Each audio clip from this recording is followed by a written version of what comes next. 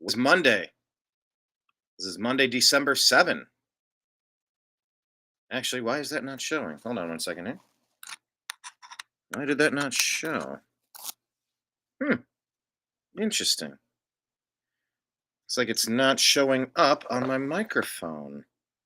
But I assume that you can hear me. I guess I'm just going to be on my regular microphone. That is so weird. Don't quite understand that one. All right, it's Monday, December 11, 2023. My name is Brian Engelman, and this is the Unhappy Hour. There we go, blue. All right, maybe that'll sound a little bit better. We'll see. Cleveland Browns had one heck of a game yesterday, taking on the first place Jacksonville Jaguars. Browns come away with the win. It was hard fought. Browns went out, got a lead, and then it got kind of close toward the end. And so we're going to kind of walk you through how we got there. The Cleveland Browns, of course, share this screen for you.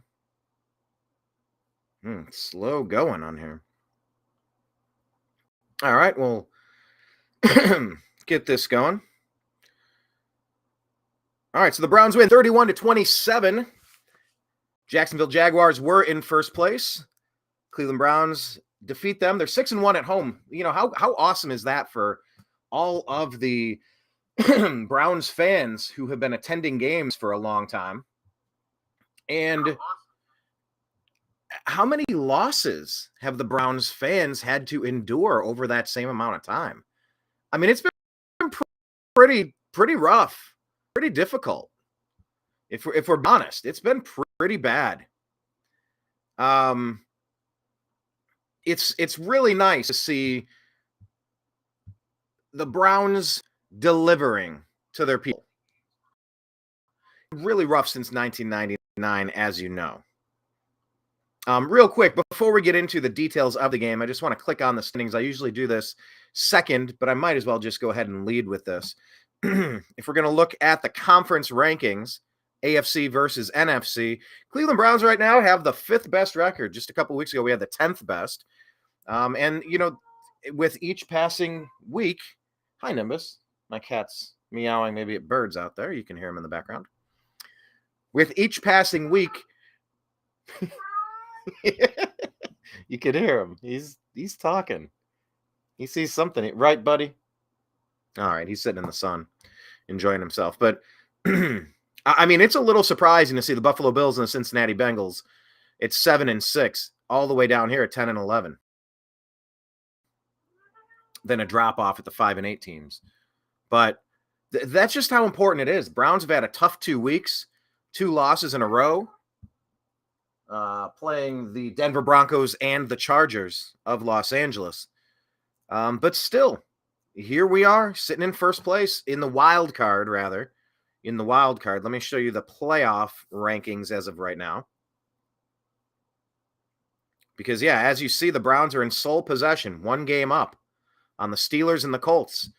The Browns, of course, split the series with the Steelers. Should have won both, but Minkah Fitzpatrick went dirty and took out Nick Chubb's leg.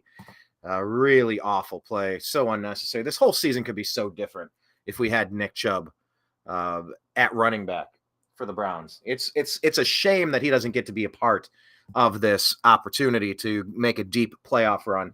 And what's going to allow us to make a deep playoff run is going to be our defense.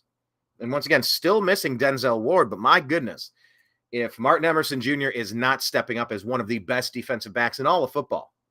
2 interceptions yesterday, all-time high in his short career.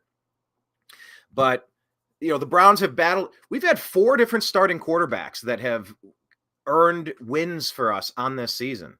Deshaun Watson, P.J. Walker, Dorian Thompson-Robinson, and now Joe Flacco gets his first. And he has been named the starting quarterback for the rest of the year. Is that a good move? I think that's a good move.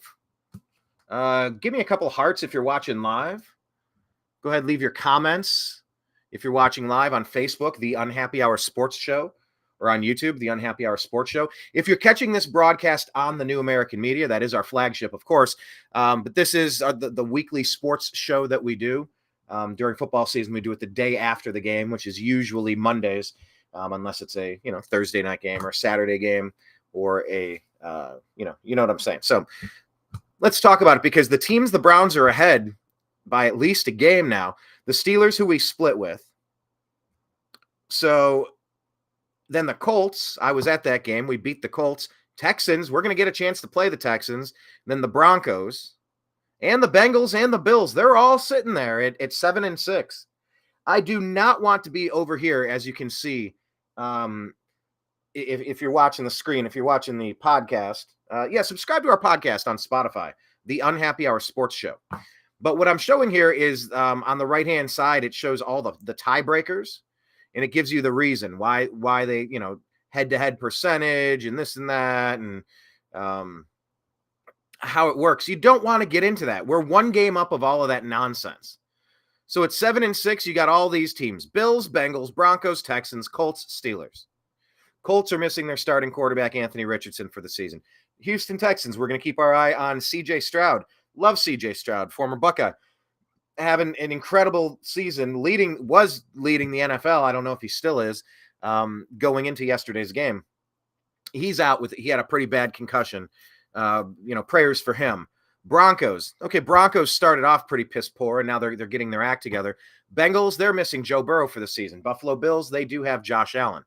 But look at that roadblock with those 5 teams there. I do not want to mess with that. And like I said, it's a 2-game drop-off to go from 7-6 to 5-8. And at 5-8, you got the Jets, the Raiders, and the Chargers. So those are really the only teams that are kind of in it. Rounding out the AFC are the bottom-feeding Tennessee Titans and the Patriots, who have officially been eliminated in back-to-back seasons now. So let's go back to the Browns game. I want to kind of walk you through some of what happened and what we know. Here, let me go ahead and take this off for a moment, if I can. There we are. We will jump right back in. There we are. And take a look at the notes. So the history, the lore of the newish franchise for the Jacksonville Jaguars. Obviously, have you ever watched the show The Good Place with Kristen Bell and Ted Danson? It's a pretty good sitcom, pretty funny, and it's kind of interesting. They constantly reference the Jacksonville Jaguars. It's a running gag on the sitcom. It's pretty funny. But the Browns do have some history with that team. You may remember Bottlegate. It was the game when the Cleveland Browns came back. Was it in the 99 season? Like that first season it came back? It was very early in the time that we came back. And I believe it was, now I got to remember. Because we had that Tim Couch, Kelly Holcomb overlap. I believe it was Couch. I could be wrong. I actually haven't watched the highlights of the game in a while. But the Browns went down, got the first on a catch, hurried up, ran another play, completed that play. Then the referees flagged that the previous play to the previous play, not the one they just ran, 2 plays ago, they're going to review that. And then they said it took too long getting the signal in from upstairs to the refs so that a play ran, but they had actually blown the game dead at that. It's like, no. You either stop it. That's why everybody rushes to the line on a questionable call. If you can hurry up and run a play, you miss a chance to challenge it. You don't have the opportunity to run it back. Well, that didn't happen in Cleveland, of course, because if you could invent, it really is Murphy's Law. If you can invent a weird way for the Browns to lose a game, we will, and we have. Now, I will say this season feels different. This season is the first time in a long time that you've seen Browns snatching wins from the jaws of defeat or battling head-to-head in a cage match, a prize fight.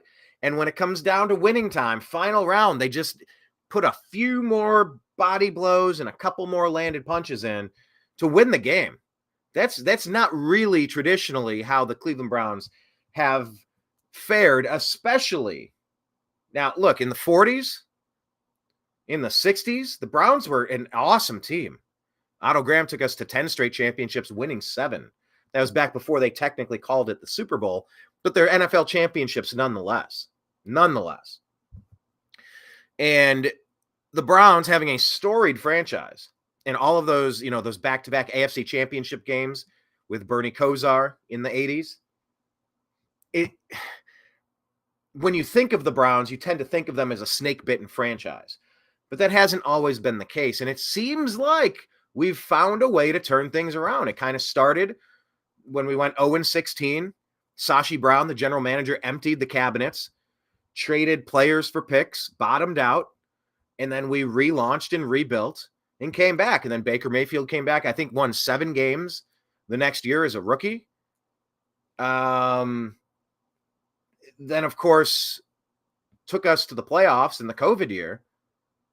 And we were one Dirty Dan Sorensen helmet-to-helmet hit away against the Chiefs from going to the AFC Championship game. I mean, my oh my, how things could have changed. Trajectories of the franchise and the players that we re-signed or we didn't re-sign could have changed had we gone to the AFC Championship game and or beat the Bills to go to the Super Bowl and or won a Super Bowl. It wasn't meant to be, though. And, of course, Baker left. A few more quarterbacks in between, and now we have settled on Joe Flacco, a guy that was not even playing. He started thinking that he was done in the league. And now he's the starting quarterback for the Cleveland Browns. And I'll tell you, yes, he was throwing a ball that got hit right as he was throwing it. I would say it's a clear turnover, not a forward pass, but I mean, it was a millisecond away from the elbow moving forward enough to constitute a forward pass that would not have been a fumble. And he did throw an interception. Well, I'll get to that in a second because I kind of have the plays broken down, some of the main plays of the Browns win, the 31-27, I believe was the final score there. But Joe Flacco looks like a winner. And that's what I was getting at, kind of giving you the history of the Cleveland Browns. My point is to say, it feels like we are now a team that has learned how to win.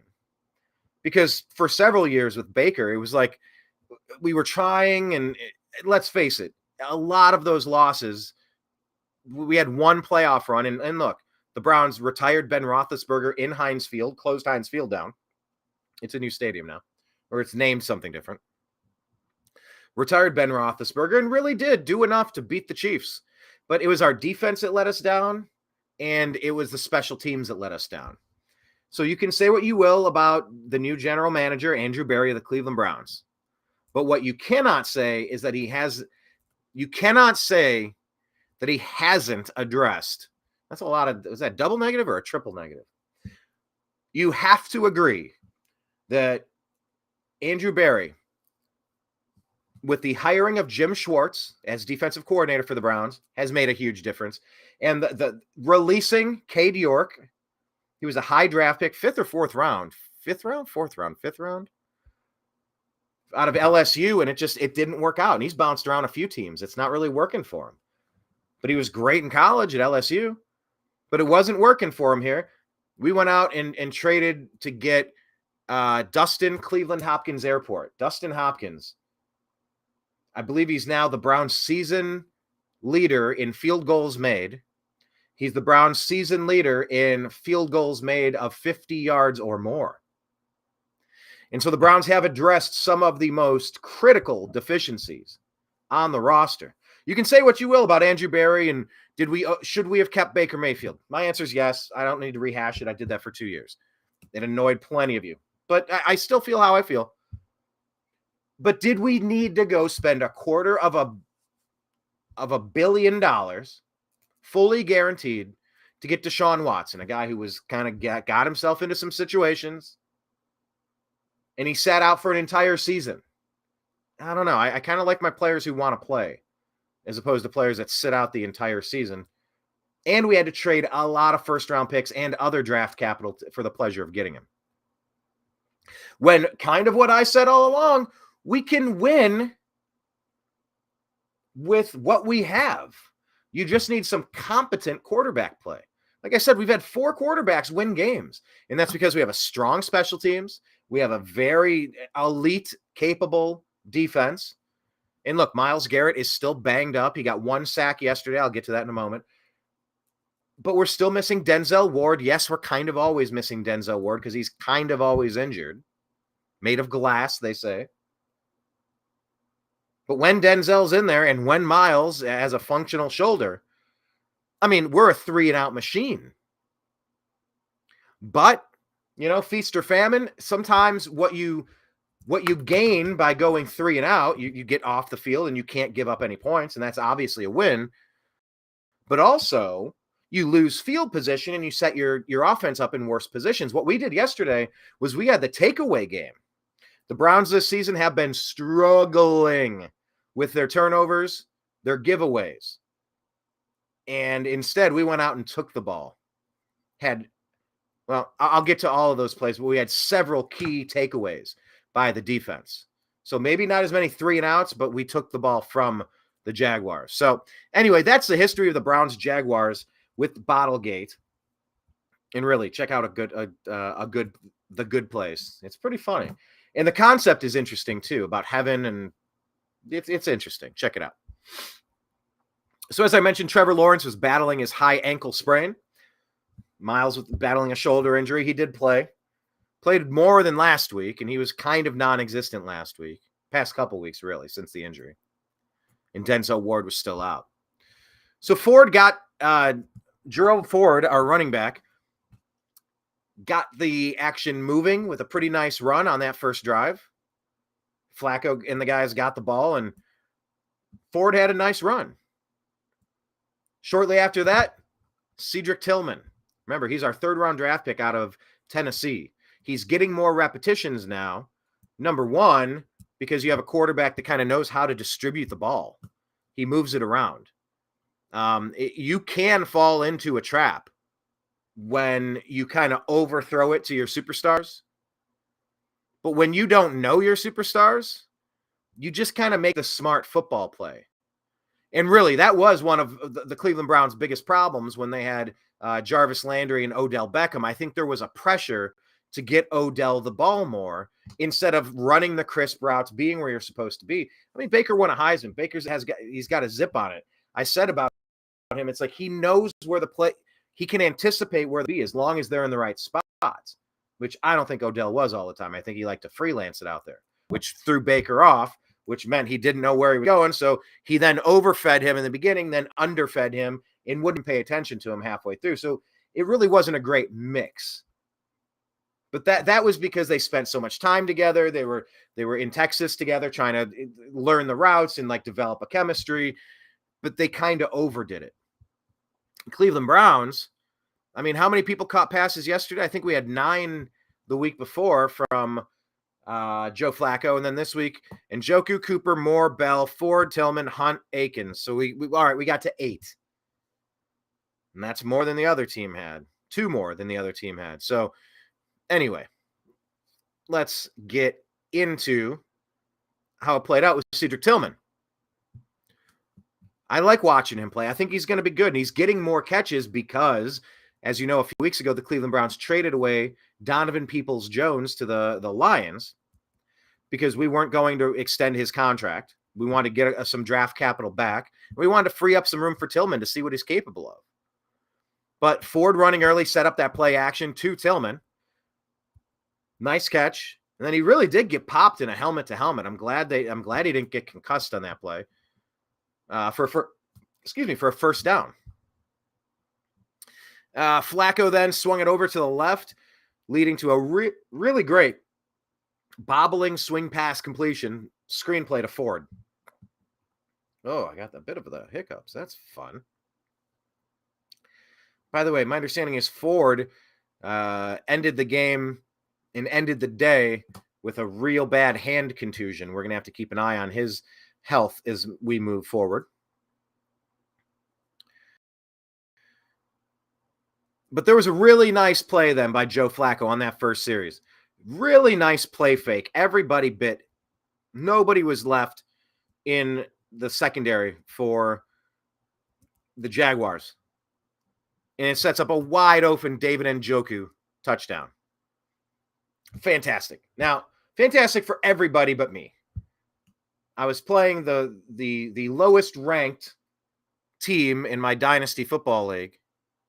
I'm on the verge of elimination, by the way, because it's been a rough year. I have the most points, but I've had the most bad beats and injuries, and you know how it goes. It's so hard to win in fantasy football. But of course, Njoku gets 2 touchdowns, has his career day against me. it's kind of like the only way I could lose this matchup, and it did happen. Short of a miracle tonight. I don't know if I'm fully out of it yet or not. But anyway, really great way to go out and take the lead. Jacksonville got the ball back. ETN had some nice runs. And then Martin Emerson Jr. had a really nice pass breakup on Zay Jones. We said his name a lot yesterday.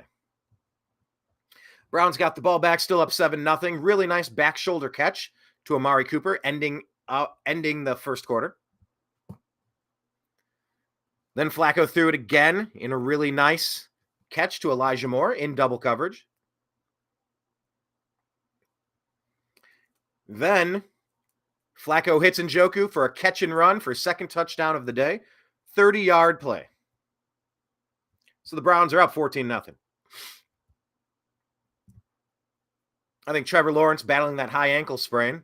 He looked capable out back there, but you never know how much an injury is really messing with somebody, because took the, fell behind pretty quickly and threw it deep. Martin Emerson Jr., but of course, Martin Emerson Jr. then, instead of a pass breakup, gets an interception. Ford had a nice run. And then shortly after, Joe Flacco had an ugly interception around the 40. And what happened there? Cedric Tillman got picked. So the receivers were crossing, kind of went up the sideline, turned inward. And you've seen that. You can call it a pick. You can call it a rub.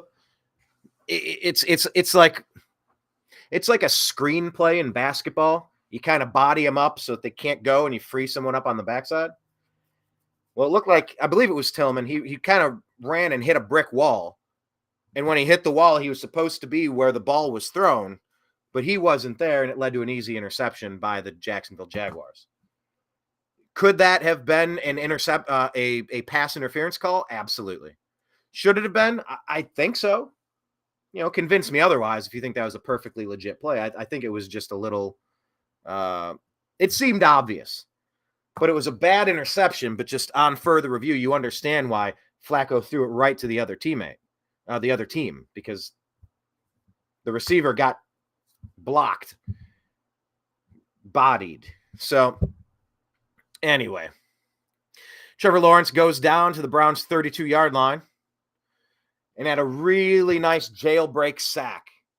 JOK and Grant Delpit. Grant Delpit, by the way, two things. He did have an injury concern in the game, and he signed a contract extension. Well-deserved.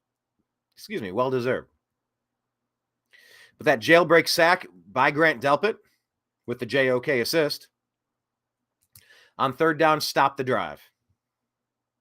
So the Browns up 14-0 near their own end zone at the 5. Flacco hits Cooper. Really nice play. Gets you out of danger zone. Gets the ball moving in the right direction. Taking charge in the second quarter. Cooper up to the 23, but then the ball is punched out from behind, giving the Jacksonville Jaguars a very short field.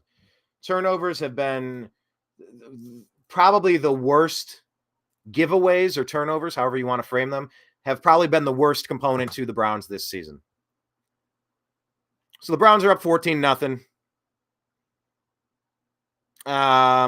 Lawrence does hit Evan Ingram on a 10-yard touchdown at that point to take advantage of that turnover.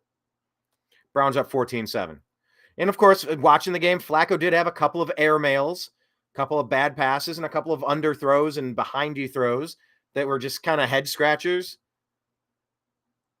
But aside from that one play that his receiver got blocked, he didn't have a ton of terrible throws. He was just inaccurate in a few. And if you get a chance, go on the Unhappy Hour Sports Show, a support group in Facebook, run the search and join the private group, or check us out on X. We are at the Unhappy Hour _. And check out Joe Flacco in the locker room. It's pretty neat. He says, I feel like, he goes, thank you so much for having me. He appreciates being in the locker room and getting his first win. And he said, I feel like I'm 10 years old out there again. He's having fun. Doesn't look like it on the sidelines. He looks like he's perpetually stone-faced or annoyed being there. But definitely smiling in the locker room and definitely got the job done. Anyway, Trevor Lawrence has a nice end-of-half drive. But then he's picked off at the 10 by Martin Emerson Jr. again at the Browns' 8-yard line.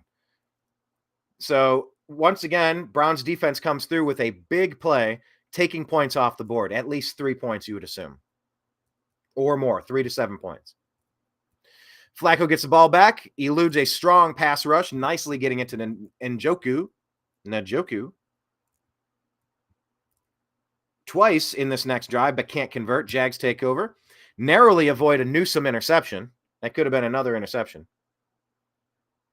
But they can't convert. Njoku has a great catch and a run on the first down on the sidelines, but then fizzled out. Browns defense then punches the ball away on an early second half Jacksonville completion. It was a nice grab and scrape technique on the ball. There needs to be more of a focus on the team teaching that and coaching that and working on that to kind of grab and rip. Cedric Tillman had a nice catch, spin, and run. I really do appreciate him getting some time. And look, he was injured to start the season, so that's why they kept Donovan Peoples-Jones. But when Tillman got healthy, he's getting snaps, and I look forward to see it. He's got a nice frame to him. He's got some decent size. Appears to have good hands too. He was really good at Tennessee. Then he was injured that second. He had a really nice season, his second to last season. Then he got injured that last year. So, here's to hoping we got another winning player here. I see something I like in Tillman. Time will tell. Browns continue with the ball on 3rd and 1. Hunt gets close, but can't quite convert. And then on 4th down, Flacco sneaks forward to convert and get the first.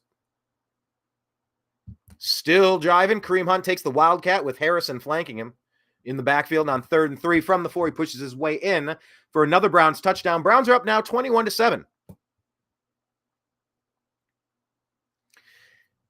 Kick it off to Jacksonville, and Maurice Hurst sacks Trevor Lawrence on 2nd and 12.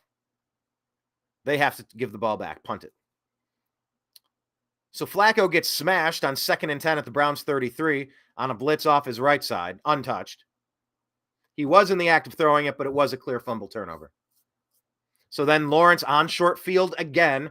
These are 2 times that the Browns have turned the ball over on the short side of the field, and twice it comes back to hurt us. Lawrence on a short field hits Ridley to the 1. Then Etienne punches it in on a nice spin and twist. I don't know if they initially called it in, but they checked it and he had to kind of dove in and then spun and twisted in his elbow with the ball. They did get in. So cuts the Browns lead 21-14. Flacco has a nice toss to Elijah Moore on 3rd and 7 to keep the drive going. Cooper, a nice first down across midfield on 1st and 10. But then it goes incomplete to Cooper. Browns have to punt, pin the Jags at their own 4. And Greg Newsome has his second interception around midfield. Cooper then gets a nice 11-yard slant to the 40. And then this is a really nice play, maybe one of the plays of the game, on a trips right pick screen. Very similar to the one that caused the interception when Tillman got hung up. David Bell was left wide open as the middle receiver. When all 3 of them crossed, he was the middle guy. Caught the ball. Jags defender went down. David Bell. Yes, we have a David Bell sighting, folks. 2 weeks in a row. Goes 42 yards and the touchdown. Browns are now up 28-14 with 10 minutes left in the game. Let's skip ahead. That's winning time. That's where you hope you can just end this and go home. Stay up by, like I said, I want to win every game by 24 points so that one pass interference can't change the shape of the game. One fumble or takeaway or interception or weird bounce can't determine the game. One deflected pass off a helmet goes up and just win by a lot. We're up by 14 at this point. But with 10 minutes left in the game, Trevor Lawrence starts making some really nice passes, culminating in a 19-yard Parker Washington touchdown over for 28 yards. Browns lead is cut to 28-21. So the Browns get the ball back, and all of a sudden Dorian Thompson-Robinson is in the game, and you're going, hang on, is Flacco okay? Yeah, he's okay. But he cleared the concussion protocol, and he was put behind center on 3rd and 1 at the 39. Takes it 5 yards in for the first down, across the line of scrimmage, which is great. Then on 4th and 1 from the Jacksonville 47, Hunt jumps up and over the line of scrimmage for a few more yards to keep that drive alive. Then on 3rd and 7, Flacco sidesteps in the pocket to avoid the rush, but can't complete it to Amari Cooper. So they were making moves. They were chewing up some clock, keeping it moving. Couldn't finish it. Couldn't seal the deal. So instead, Browns have to punt it away. Jacksonville takes over at their own 20. Browns knock it away at midfield on a 4th and 3 throw to Zay Jones. Browns get the ball again. Browns get a couple of yards, and then Dustin Hopkins has a chance to knock it in. You know, as close to automatic as you could hope for. 55-yard field goal and 4 for 4 on extra points. Kudos to Dustin Hopkins, saving our season, it seems. Saving our season, it seems. Say that a few times fast. So Browns go up by 10, 31-21. However, Trevor Lawrence then takes the Jacksonville Jaguars down on several ETN and Ingram passes down to the 27. Then launches a ball deep into the end zone in the middle of the field, drawing a somewhat questionable pass interference call at the 1-yard line. I mean, it looked like we almost picked it off. He threw into like quadruple coverage. There were 3 guys right there, and there was another in the frame, I believe. They called it pass interference. I thought it was a little suspect, a little questionable. I mean, maybe there was some, maybe there was a little bit of contact, but like our guy was right there. Their argument will be, well, he was only right there because you impeded the receiver's ability to get there. I didn't really see it that way. I'm open to watching it a 2nd and 3rd time or a 4th or 5th time. But from the angles I saw, I didn't really see anything egregious. But regardless, 1st and goal from the 1. And Evan Ingram gets his 2nd touchdown of the day, really matching tight end for tight end, 2 touchdown days, Ingram and Njoku. So that makes it 31-27 Jaguars with that 4-point differential. Jacksonville decides, you know what, we're going to go for 2. I don't know. Do you question that call? Why not just go for 1? I don't know. Something about the analytics seems to say if you're down by, it's like they want to go for a 2-point conversion when you don't need to. I don't understand it. Some of the math nerds must be telling them from up top it makes sense. It just doesn't make sense in a common sense way to me. Please explain it to me in the comments. Why so many coaches seem to be going for these 2-point conversions when it mathematically doesn't really even seem necessary, let alone so advantageous that you'd be a fool not to do it. I don't know what they think they know that they're not, but I've seen this backfire week in and week out with various teams. Anyway, Myles Garrett gets the sack to stop all that noise. Browns up by 4. Last couple of seconds of the game, Jacksonville knocks their onside kick into the hands of Prochet. And the Browns are now 6-1 at home. I believe plus 56 at home are the stats. Good game for the Browns. I really like coming to you and talking about things after wins. I have a hard time discussing this game when we aren't doing so well. But yeah, 1 interception by Greg Newsome, 2 by Martin Emerson Jr. Fantastic game ball performances. So kudos to them. Next week, the Browns are going to play the Justin Fields-led Chicago Bears, who won pretty handily to the Lions, one of the better teams in the NFC. Of course, games that mattered.